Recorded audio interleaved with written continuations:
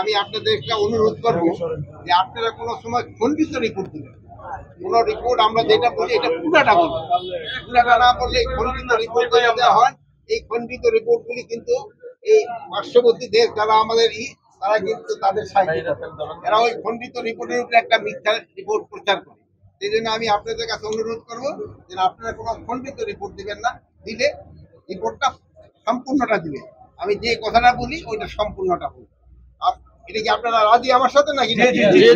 সময় আর খণ্ডিত রিপোর্ট দিবেন না তো? দিবেন না। 2 নাম্বার হলো এখানে পলিথিন।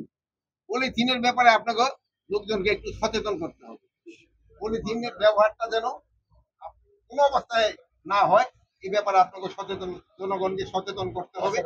আর 3 নাম্বারে যে আপনাকে কাছে আমি মাছ বিতরণ করলাম, ভাইয়ের আবার অনেকে পকেটে রেখে দিচ্ছে, এটা পকেটে না, এটা নাকে রাখতে হবে, বুঝতে, নাক মুখে।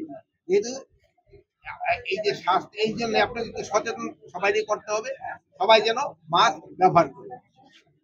এখনো কিন্তু আমাদের এটা ওইরকম অত কোনো বড় সমস্যা হচ্ছে না, তারপরেও আমাদের এটা যদি সবাই ব্যবহার করে, এটা সচেতনামূলক ব্যবস্থা।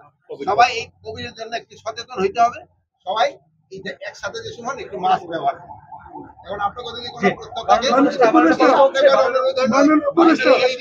এটা মাস্ক ব্যবহারটা সম্বন্ধে বলবেন। 2 নাম্বার হলো খণ্ডিত রিপোর্টের ব্যাপারে বলবেন, আর 3 নাম্বার পলিথিনের ব্যাপারে বলবেন কিনা আগেটা বলে দেন।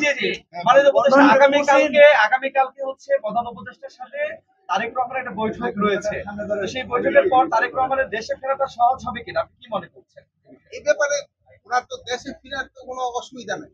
উনি যে কোনো সময় ইচ্ছা, উনি বাংলাদেশের না, যে কোনো সময় ইচ্ছা উনি দেশে, ওনারা যে সময় নিজের যে সময় উনি মনে করবেন সেই সময়